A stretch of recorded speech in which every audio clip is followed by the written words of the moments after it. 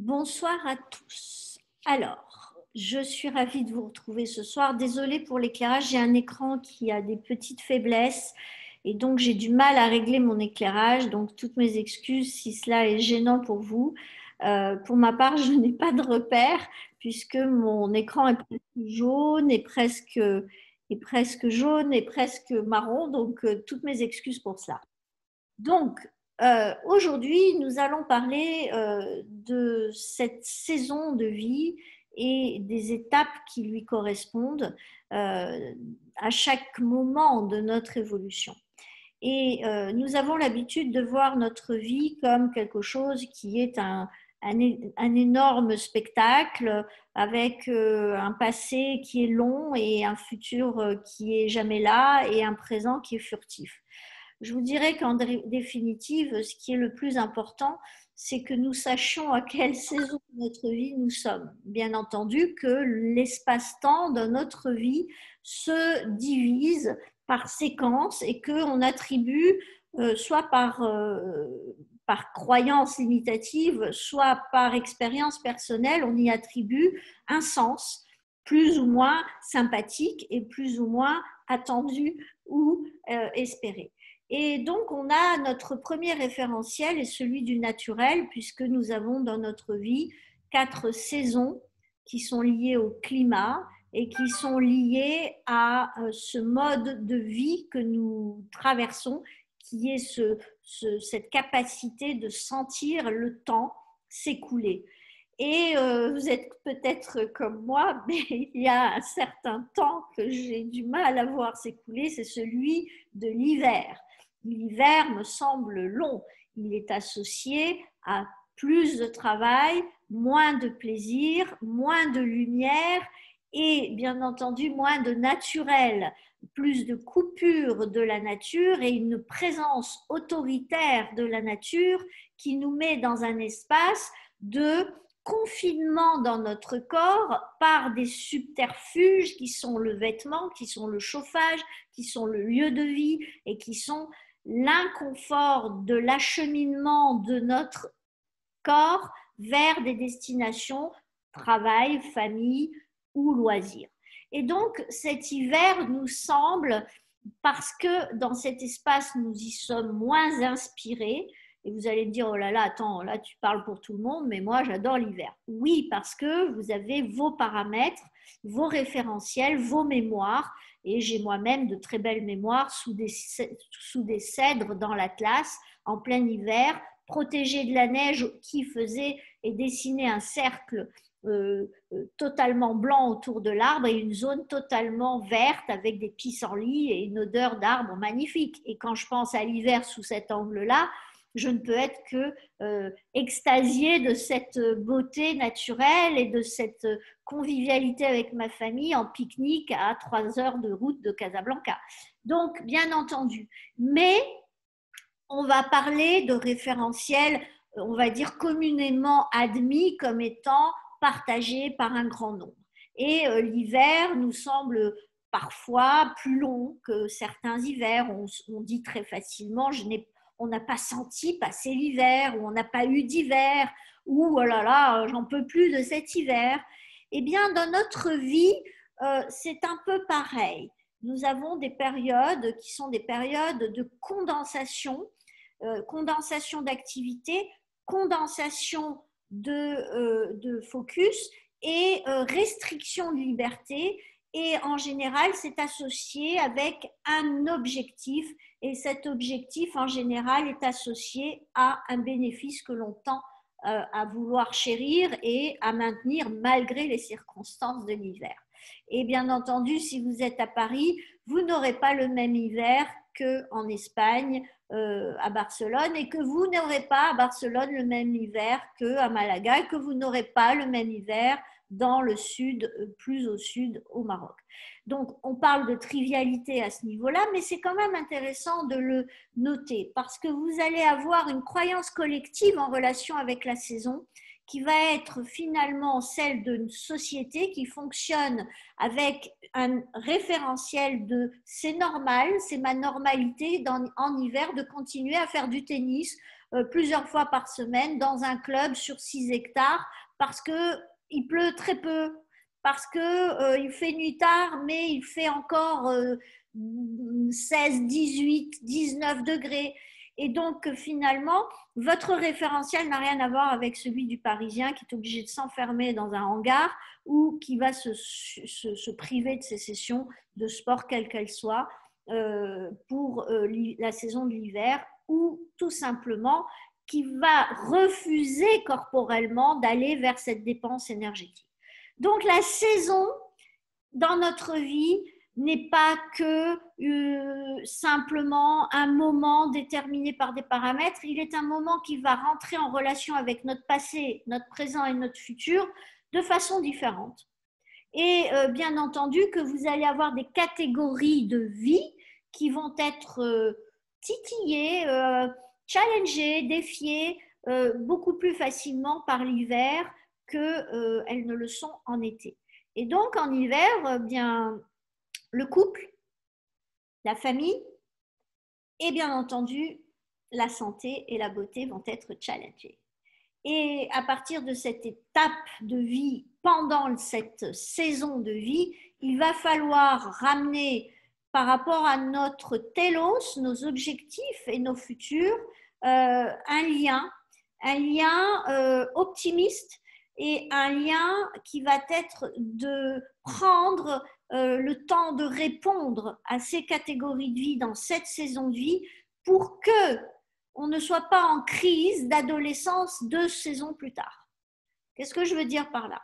Eh bien, si vous avez envie d'aller à Wakam, à Dakar, faire du surf 6 mois plus tard, et que pendant l'hiver, sans activité physique et en compensant votre tristesse de ne pas avoir de lumière, vous vous jetez sur des chips et sur des gâteaux bien moelleux, et que vous oubliez de vous nourrir en nutriments essentiels, en minéraux et en protéines, eh bien vous allez arriver 6 mois plus tard avec un surf qui risque d'avoir des problèmes avec votre charge sur lui dans une vague. Voilà, je prends un exemple un peu bizarre, mais eh bien votre responsabilité, elle est engagée 6 mois plus tôt.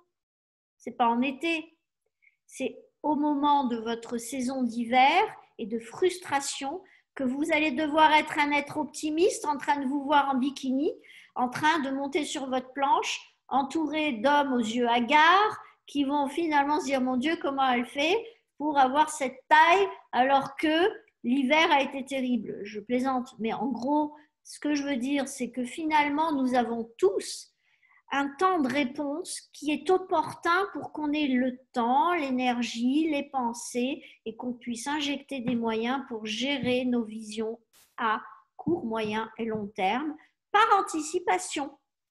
Et donc, cette saison d'hiver est une magnifique opportunité de construire le corps, les abdos, le visage, les cheveux, pour nous les femmes, bien entendu, la taille 6 mois plus tard.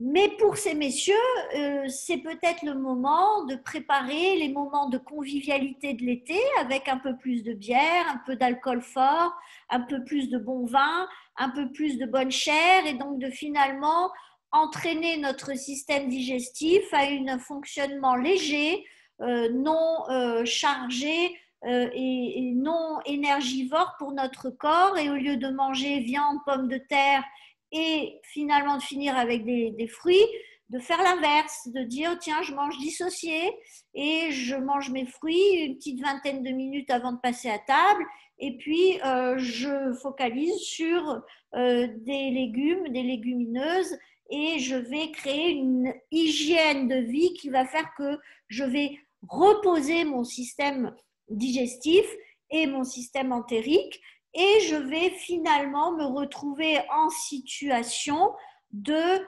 amortir cet espace-temps pour engager un investissement en pensée positive de faire cela et de prendre soin de moi, en action intelligente et de haut potentiel en choisissant des aliments adaptés pour cet hiver, mais aussi pour ma vision de moi en été prochain, et finalement de pouvoir ressentir un plein potentiel en hiver.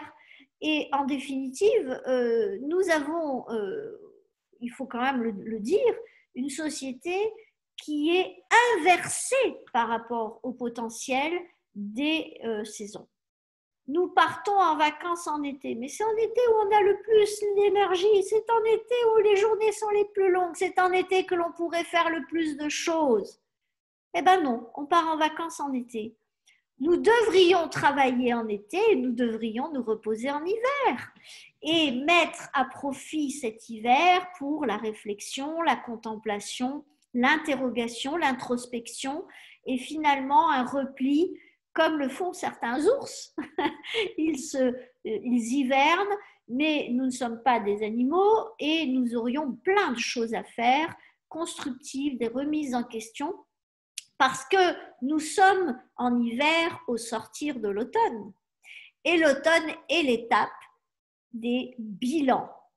Parce que nous sommes supposés avoir bien travaillé et œuvré et pris de bonnes décisions et avoir acté en été, après avoir bénéficié au printemps d'une floraison d'idées, de potentiel, de matière et d'énergie renaissante, et après un hiver bien studieux et bien calme et confortable et douillet, où l'énergie corporelle aura été bien entendu ménagée. Personne ne le fait. Nous ne le faisons pas. Nous faisons l'inverse. En hiver, on est en train de s'exciter parce qu'on veut être prêt en été à partir, bon, on ne parle pas trop de ça, on parle par les temps qui courent, mais à aller se changer les idées et rencontrer nos amis et s'amuser ou faire plaisir aux enfants et à l'époux ou l'épouse. Et donc, on est à l'envers. On puise dans nos énergies vitales en hiver, on travaille beaucoup plus et on optimise ce temps de repli pour bosser et pas pour réfléchir, méditer, etc. Vous allez me dire, Brigitte, là, tu es en train de rêver, tu te crois au Népal et on est en Occident pour la plupart d'entre nous ici ce soir. Et donc, tu fantasmes, atterris. Oui, mais ce qui est intéressant, c'est que nous pouvons fantasmer et nous ne pouvons pas échapper à notre nature. Et comme je vous le disais, nous sommes en hiver au sortir de l'automne. En automne, nous posons finalement le bilan de ce qui nous manque et de ce que nous avons. Quand je dis nous manquer, ça veut dire ce dont nous avons besoin pour la prochaine étape, le prochain cycle, le prochain chemin jusqu'au prochain automne. Et cette projection pendant l'automne se base sur une réflexion de l'été, une réflexion du printemps, un bilan sur les avantages et les inconvénients d'avoir été dans telle ou telle organisation, espace-temps, et aussi dans notre vision d'avoir vécu des expériences avec la capacité de répondre à chaque fois à ce qui nous était proposé par oui ou par non. Et donc, en permanence, dans chaque saison, nous allons être confrontés, tel un cône d'évolution qui nous est imposé par la nature, nous allons être confrontés à notre illusion de perdre quelque chose ou de gagner quelque chose, et on va avoir tous tendance à lâcher notre vision à plus loin, au-delà du court terme, à moyen et long terme. Alors le long terme est toujours aléatoire parce qu'on ne sait pas ce que l'on ne sait pas, mais le moyen terme est envisageable. Et quand on envisage le moyen terme, effectivement, d'une saison à une autre, pouvoir garder cet axe en direction de ce terme espace-temps, on va pouvoir prendre des décisions en sachant que j'accepte de perdre en amitié en hiver parce que je décide de sortir moi. J'accepte de gagner en études et en compétences. Parce que je vais me replier, je vais lire plus, je vais me mettre au coin du feu si j'ai une cheminée ou au chaud dans mon sofa si je suis chez moi dans un espace qui me permet d'avoir la quiétude pour travailler, etc., etc. Et quand je suis en automne, je vais me demander qu'est-ce que je peux améliorer dans le lien que j'ai établi entre rencontrer des gens dans le social et ma vision à moyen terme. Et je vais me demander qu'est-ce que je peux transformer en voyant les bénéfices que j'ai eu à commettre certaines erreurs ou en tout cas à avoir mal évalué les besoins en temps, énergie, pensée, argent que j'ai posé l'année précédente dans cette étape de printemps-été, qui sont les étapes de plein potentiel humain, de rencontres, d'échanges, etc. Et ce qui est intéressant, c'est de voir que, en définitive, l'automne va nous permettre de prendre des décisions, non pas les décisions de Noël ou du jour de l'an, mais des décisions avec des acceptations optimistes de lâcher certains rituels, d'en accueillir de nouveaux, et de lâcher des fréquentations et de travailler et d'œuvrer pour en créer de nouvelles, de accepter le départ de certaines personnes et dans un autre côté, d'aller laisser d'autres personnes arriver. Et donc, on va être dans une fluctuation qui nous amène à la transformation. Et la transformation va dépendre à ce moment-là, dans cet automne, nous y sommes à fond, de notre moteur, de notre bras de levier, qui va être ou la douleur et l'urgence, et nous savons de quoi nous parlons en ce moment, ou l'excitation et la passion, et nous savons aussi de quoi nous parlons en ce moment.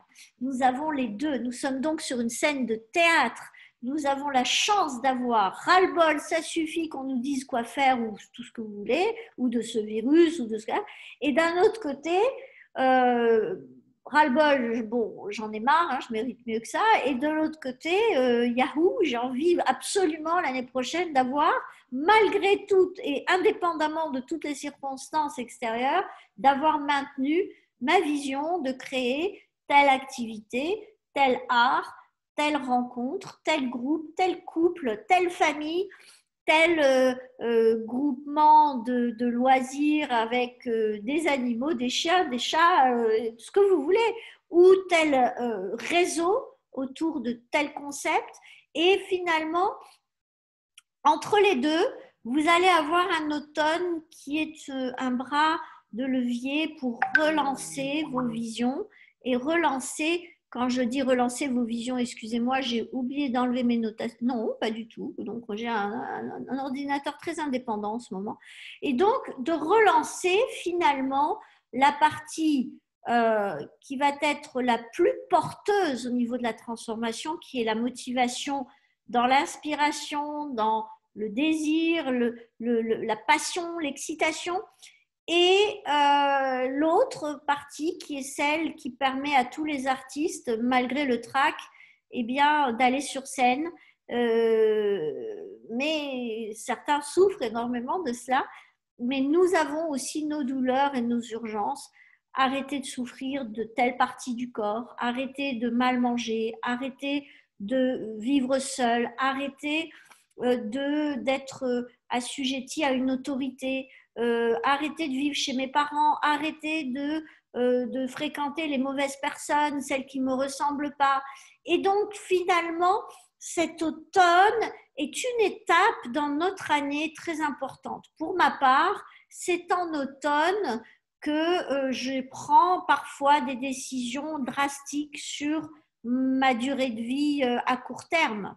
Quand je dis durée de vie, ça veut dire le temps que je projette sur du court terme et qui me semble long ou court, et ça me permet de changer mon appréciation. C'est ce que je vis personnellement, donc ce n'est pas une norme, hein, c'est juste une proposition d'expérience.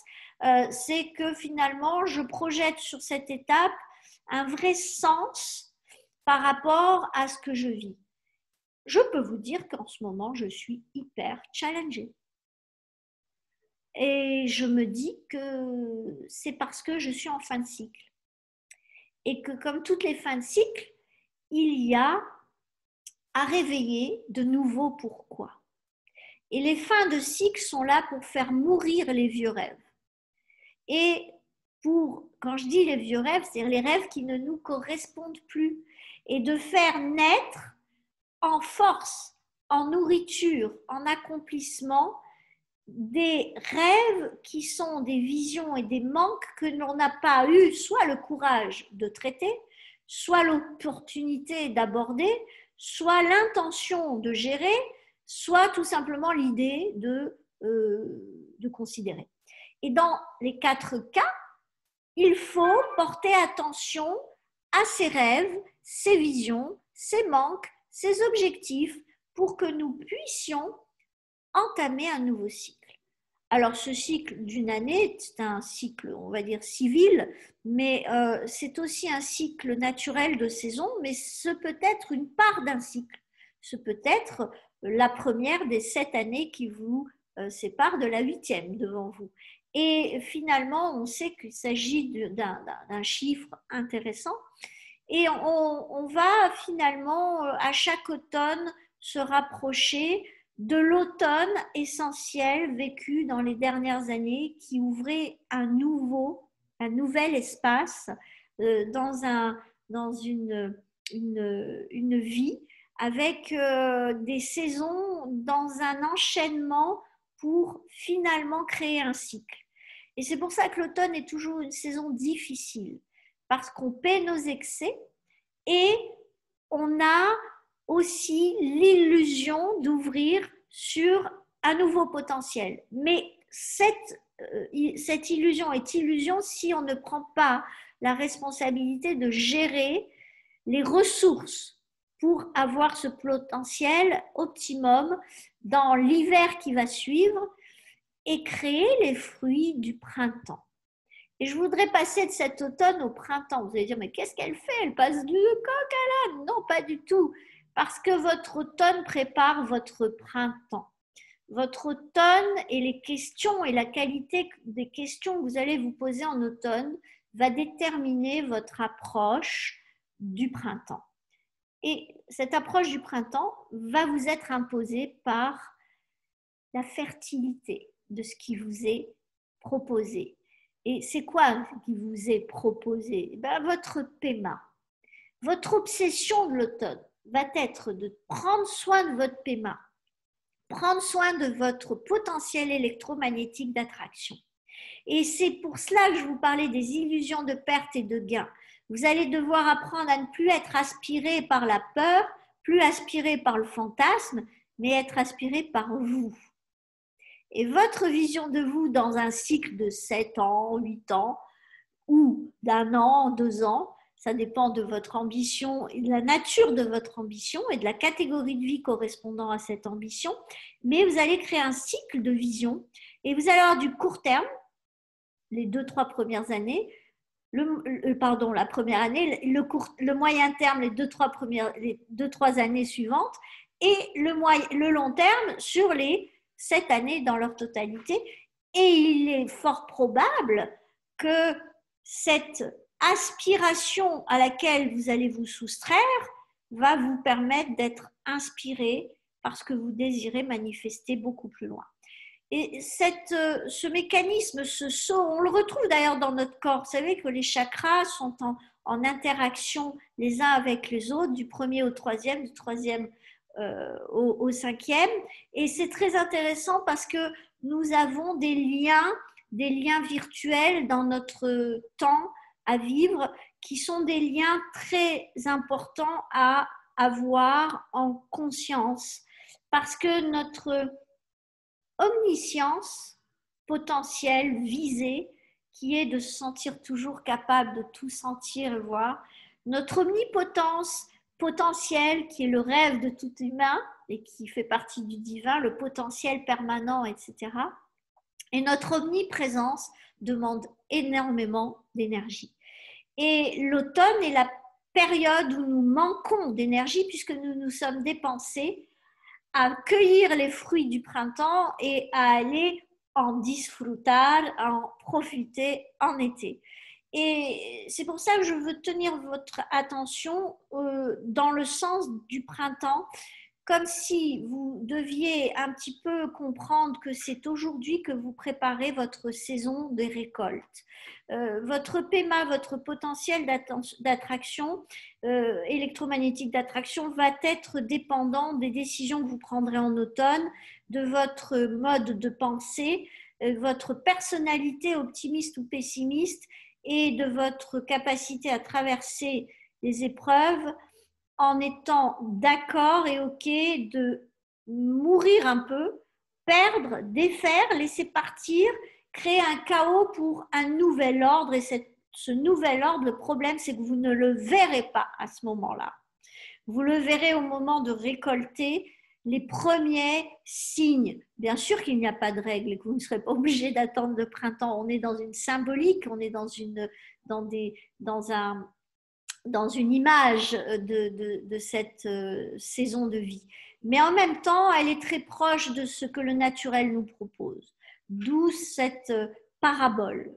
Et finalement, quand vous allez arriver à cette saison du printemps, vous aurez tellement fréquenté cet espace par vos intentions, l'attention et le focus que vous aurez porté dessus, vous aurez tellement porté de ressources à cela que vous ne serez pas étonné de recevoir, vous serez capable de ressentir de l'appréciation, de la considération, de l'accomplissement et finalement de la gratitude pour ce que vous aurez accompli. Et c'est très intéressant de se rendre compte que la saison du printemps est très souvent associée à la renaissance. Pourquoi? Parce que l'herbe sort de terre, mais en fait, on est dans un rythme qui est un rythme final du yin. C'est le yang qui apparaît. Et le yin est associé à notre hiver. Notre hiver est le moment où nous pourrissons nos anciennes pensées, nos anciennes connaissances et nous les laissons absorber le nouveau pendant nos études en repli sur notre canapé et nous sommes en train de transmuter cette énergie ancienne en une nouvelle énergie, en un nouveau mental avec un corps qui va finalement au printemps ressentir l'excitation d'en goûter les fruits. Et ce rythme yin, c'est un rythme tel celui de la graine qui a été plantée au plus profond du terreau et qui va sentir l'absorption de tous les nutriments de cette terre, transformer, créer un échange qui va être un échange de nutriments, un échange d'oxydation qui va créer de l'énergie et qui va créer une nouvelle vie. Et cette oxydation, cette catalysation des potentiels va créer une transformation, un mouvement, une énergie qui finalement, quand le yin aura fini de pourrir et de transformer sous forme de nutriments, les nutriments sous forme de vie, vous allez voir émerger des bourgeons, des germes de quelques graines que ce soit et percer dans l'énergie de la vie, la terre et la surface de la terre en voyant la vie nouvelle, la nouvelle direction vers le soleil, vers le ciel et vers tout ce qui est immatériel, plein potentiel. Et c'est la naissance du yang, du rayonnement du solaire. On va passer d'un monde à un autre. Le monde de la nuit qui commence en automne, où on ralentit nos rythmes et on commence à freiner notre corps, c'est celui du yin, c'est celui de votre système parasympathique. C'est celui où l'hiver, nous devrions respecter notre rythme interne, qui est celui du féminin, du repli, de la contemplation et de la méditation, je l'ai déjà dit, mais au printemps, nous devrions être en pleine puissance pour nous mettre à disposition de cette nature qui nous est proposée, de ce que nous nous attirons en personnes, situations, circonstances, et pouvoir manipuler de façon bienveillante ces paramètres vitaux qui nous permettent, parce qu'ils sont matériels, d'exprimer le format que nous sommes capables de composer, architecturer et créer en tant qu'humains avec une personnalité optimiste.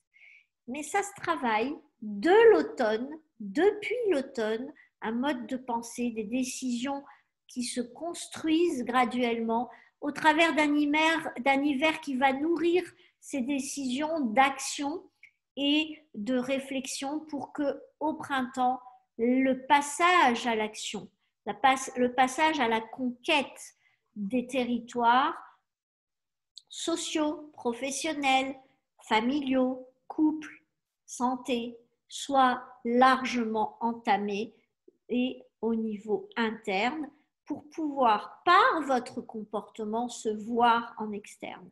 C'est dans le printemps que l'on commence à vouloir montrer son corps. C'est dans le printemps où on a envie de faire plus de discours si l'on est un conférencier. C'est au printemps que l'on a envie de rencontrer plus de monde. C'est au printemps que l'on a envie de parler de ses rêves. C'est au printemps que l'on a envie de les annoncer. C'est en été que finalement, on va pouvoir représenter cela. Et on a pris dans notre société l'habitude de communier avec la nature. Tout le monde le fait à toute saison, bien entendu. Je ne veux pas réduire votre comportement à un exemple. Mais ce que je veux dire, c'est que nous avons communément admis que quand il fait beau et que l'on peut se rapprocher de la nature, on a plus de plaisir et que c'est absolument logique de pouvoir amener en cette période le corps en saison d'appréciation. Il y a des raisons économiques à cela, bien entendu, reliées à la naissance d'une industrie avec des rythmes de production et des rythmes de consommation, et aussi des formats qui nous ont été impliqués, imposés, avec des implications sur notre mode de vie et dans les villes et dans les campagnes, et bien entendu d'une nature qui finalement donne tous ses fruits du printemps à la fin de l'été pour les vignes par exemple. Et donc on est dans une société du vivre ensemble qui jusqu'à notre on va dire milieu de fin de siècle dernier, nous avions encore des rituels tenant vraiment compte de la nature et nous sommes allés de plus en plus loin dans le dépassement des limites naturelles en faisant pousser des fruits et des légumes à toute saison, en les plantant à l'opposé de notre positionnement géographique et en imposant et en faisant et en chargeant en CO2 et en valeur CO2 le déplacement de chaque légume et chaque fruit au prix d'une planète qui finalement pour 3 poireaux va représenter une dépense de carbone importante. Donc on va aussi perturber notre relation aux saisons en mangeant des oranges en été, en mangeant des mandarines tout le temps, en mangeant des fraises toute l'année, en ayant oublié que les pissenlits ne se retrouvent pas toute l'année sous un arbre, etc., etc. Et je pense que nous faisons pareil dans notre organisation, notre structure de pensée et de faire, et de donner, recevoir et d'avoir. Et je pense qu'il faudrait peut-être se dire que le moment de se défaire, c'est peut-être l'automne, et d'avoir l'intention de se charger de nouvelles possessions, c'est aussi en automne, mais ce ne verra le jour que beaucoup plus tard. Et que, bien entendu, on peut avoir différentes perceptions dans chacun de ces moments, mais que l'étape reste une étape associée à l'expérience physique. Et une expérience physique ne se fait pas sans une expérience psychique.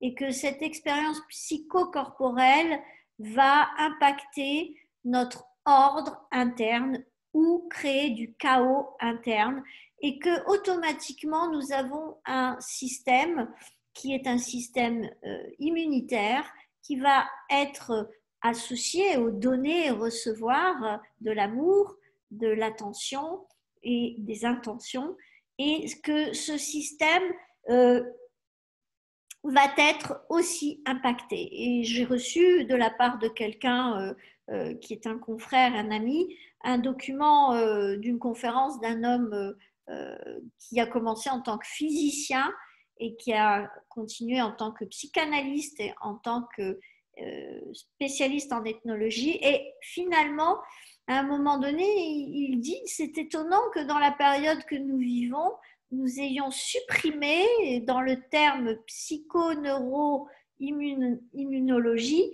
qu'on ait supprimé le psycho, comme si le mental n'avait pas de rôle à jouer dans notre capacité à nous auto-procurer le nécessaire pour survivre au travers des challenges, que ce soit microbiens, viraux, etc., c'est-à-dire notre système de défense. Et je le dis pourquoi? Parce que déjà, ça m'a touchée, je trouvais ça très intéressant de voir comment la sémantique sert à brouiller les cartes dans un cycle de saison dont la nature de la vie passe par le frein et l'accélérateur. Et donc, automne, hiver, on freine, on est dans le yin et on est dans la tempérance et dans la transformation. Et printemps-été, on est dans le yang, on est dans l'expression, on est dans le partage et dans la conquête et dans la création par la manifestation. Et la créativité, c'était avant. Et donc cet ensemble-là, quand il est mis à sac et quand on perturbe ces rythmes qui sont les rythmes de la vie, de la croissance, de la renaissance, de la mort, du chaos qui amène finalement à faire le vide et repartir sur un nouvel élan en automne pour pouvoir le reconstruire en hiver et finalement en voir les fruits au printemps pour pouvoir aller montrer au monde de quoi on est capable en été. Finalement, ce cycle est composé d'une vie intérieure psycho-neuro-émotionnelle et j'ai fait exprès de rajouter le psycho que j'utilise très souvent et donc psychocorporel et qui va s'additionner à notre identité en tant que père, que mère, que frère, mais aussi en tant que collègue, en tant que autorité par notre expertise ou en tant que membre d'un groupement, d'une entreprise, d'une communauté, en tant que corps, en tant que mental, en tant que potentiel d'équilibrage spirituel, etc. Nous allons dans chacune de ces saisons activer une identité plus qu'une autre et nous allons activer des personnalités. Et vous allez dire, oui, non, mais moi, je suis qu'un. Oui, mais vous pouvez être une maman optimiste et une gestionnaire pessimiste. Et vous pouvez finalement avoir, au moment où vous êtes en tant que maman optimiste, la capacité de gérer en tant que mère de façon absolument exceptionnelle, alors que financièrement, vous allez être une gestionnaire catastrophique parce que vous avez des peurs et que vous êtes pessimiste. Et il faut vraiment comprendre ça parce que vous allez pouvoir, si vous êtes coaché, seul c'est très difficile à faire, sauf si vous avez un niveau de conscience très en place. Vous pouvez, en étant coaché et en passant du temps dans votre coaching, vous pouvez arriver à créer la cartographie de votre année et des saisons de votre vie cette année-là en disant, tiens, dans mon yin, qu'est-ce que je pourrais nourrir, qu'est-ce que je pourrais calmer, qu'est-ce que je pourrais apaiser, qu'est-ce que je pourrais laisser se défaire pour trouver du sens et se remettre sur un chemin d'imprégnation de plein de nouvelles connaissances, d'imprégnation de plein de nouvelles rencontres virtuelles, puisque je suis en hiver. Oh allez, je suis courageux, in vivo, parce que malgré le Covid, je peux rencontrer du monde, etc. Et continuer finalement à voir que le moment venu, je vais pouvoir aller témoigner de ce que j'ai trouvé d'intéressant de moi, des autres, et laisser s'éteindre qui n'a plus d'usage pour moi.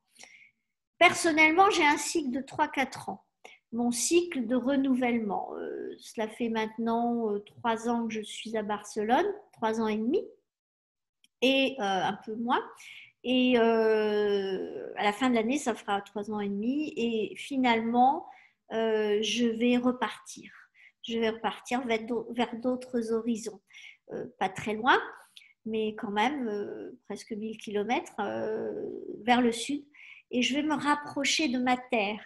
Je vais vivre dans un lieu où je ne vais pas avoir les mêmes identités. Il y a des identités qui sont mortes ici, qui vont ressusciter. Et il y a des identités d'ici que je vais devoir atténuer. Il y a des personnalités optimistes d'ici que je vais devoir booster là-bas parce que je n'aurai pas les mêmes réseaux, les mêmes personnes. Et finalement, je vais reconstruire la Brigitte en la rapprochant de cette vision d'elle-même qui est celle d'une créative qui aime l'humain, qui a besoin de se sentir proche de sa nature, de la nature et de l'humain, et qui en a été privée. Ici et en France, parce que ma nature en France n'était pas la même que celle que j'aime et que j'aime fréquenter. Les gens en France n'étaient pas ceux que j'avais l'habitude de pouvoir, sur lesquels je n'avais pas l'habitude de pouvoir m'appuyer. Et donc, j'ai dû là-bas muscler des parties de ma personnalité optimiste en me frottant à des personnes dont je ne comprenais pas tout le fonctionnement. Et finalement, ici, j'ai pu lâcher cela et retrouver avec mon hispanité, mon ibérique, une part de confort qui m'a permis de mettre le focus sur un professionnel différent, beaucoup plus digitalisé et qui m'a quand même soutenu pendant le Covid.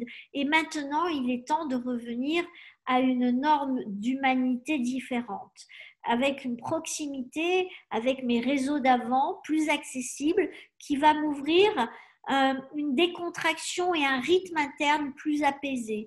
Et donc finalement de pouvoir engager plus haut, plus fort sur mon travail qui prendra moins d'espace-temps.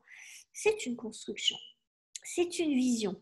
Mais cette vision, elle émerge par des feedbacks corporels et des événements. Tous les challenges que je vis aujourd'hui, je les attribue à cette fin de cycle qui me montre que je ne suis plus faite pour vivre ici. Cela ne me nourrit plus assez et qu'il est temps pour moi, et fort heureusement, j'ai lu les signes avec anticipation, de me préparer au départ, et c'est le cas, et ça se fera indépendamment des circonstances extérieures, en acceptant de condenser et d'étirer le temps. On l'a déjà fait et c'est parfait. Et donc, j'accepte les chaos, les désordres actuels parce que je sais qu'ils sont là pour me permettre de créer de nouvelles visions, parce que j'ai tiré des leçons sur la partie financière, la gestion financière par rapport à une vie qui n'était pas la même, avec les mêmes attentes, les mêmes constructions pour des attentes spécifiques, et que dans le futur, je vais avoir une vision un petit peu plus étirée sur le temps. Tout ça pourquoi? Parce que mon printemps, je le vois dans un espace-temps qui est désormais sur du moyen terme. Et avant, je vivais sur du court terme.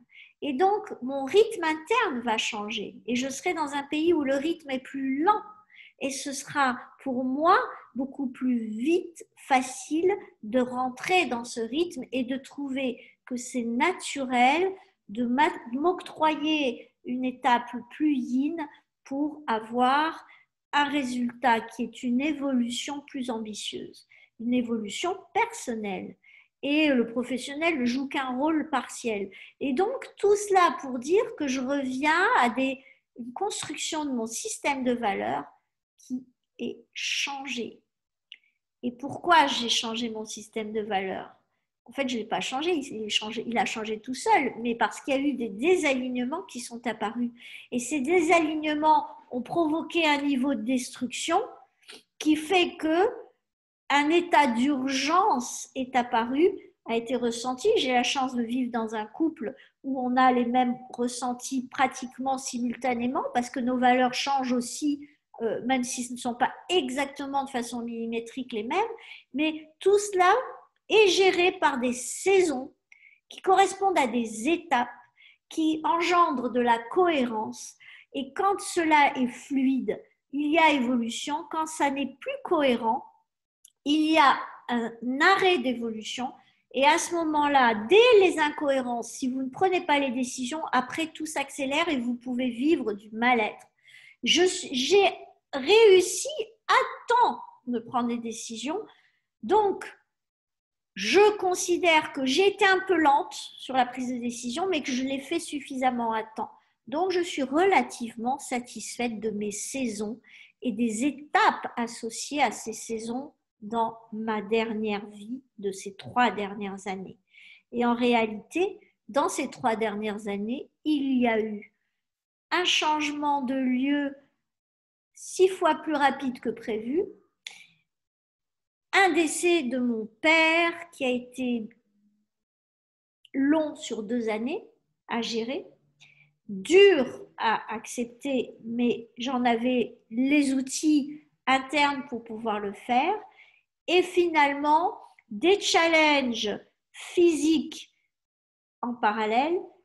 Finalement, plus tard et récemment, mécaniques, des pannes, des ratages de matériel, des choses étonnantes, jusqu'à des bobos physiques. Et là, ça veut dire que le corps vous dit, heureusement que tu pars, parce qu'il est temps que tu t'arrêtes, et il est temps que tu passes à ce qui te ressemble le plus. Alors, je vais faire le même métier, je serai toujours là avec vous, mais je ne serai pas la même. Ce ne sera plus la même Brigitte, ce sera une autre Brigitte, une Brigitte plus proche de ses visions, plus alignée et plus en paix avec elle-même et avec son futur. Et son printemps était à moyen terme. Donc, je tenais absolument à partager ça avec vous ce soir pour que vous puissiez vous demander finalement qu'est-ce que mon été. Mon été, c'est la célébration, c'est l'apogée, c'est le rayonnement, c'est la fierté, c'est cette espèce d'expression comportementale par la manifestation dans la matière de tout ce travail interne. Et dès le printemps, on l'aperçoit, et en été, on est là pour en disfruter, en profiter et partager avec nos amis. N'oubliez pas, votre première œuvre, c'est vous. Et votre première entreprise, c'est vous. Votre premier rêve vous concerne, c'est vous aussi. À partir de là, vous pouvez rêver pour les autres, vous pouvez créer pour les autres et vous pouvez entreprendre pour les autres. C'est quelque chose d'absolument important de comprendre cela parce que le rythme, la perception du rythme et le vécu du rythme se fait de façon interne, physiquement, physiologiquement, en relation avec une psychologie qui aura co-créé cela.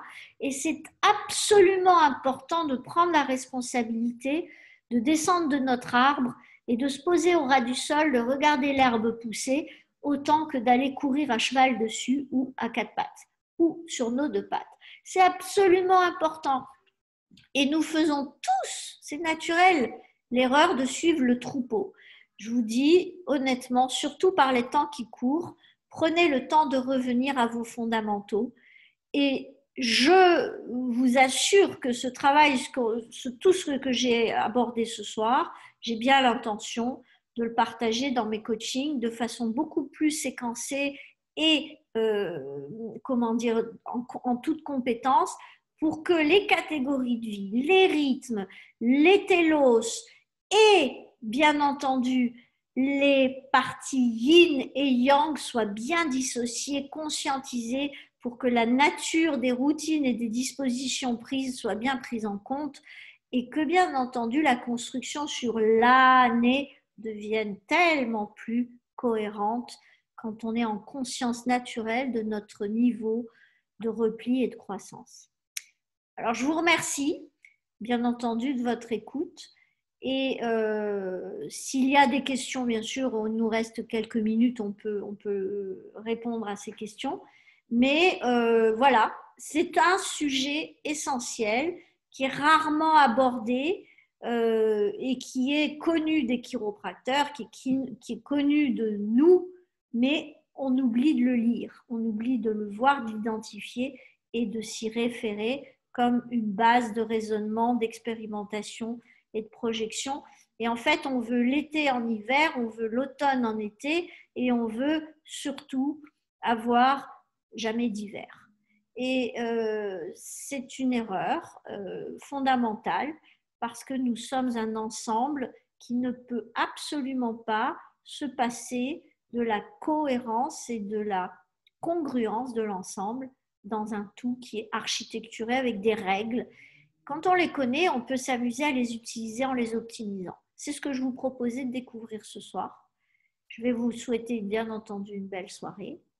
Et bien entendu, si vous avez une question, je suis toujours là, mais je vois qu'il n'y en a pas, donc c'est parfait. Je vous dis bonsoir, bon appétit pour ceux qui n'ont pas encore dîné, et merci pour ceux qui étaient là. Bonne soirée à vous, et à très très vite pour la prochaine. Merci.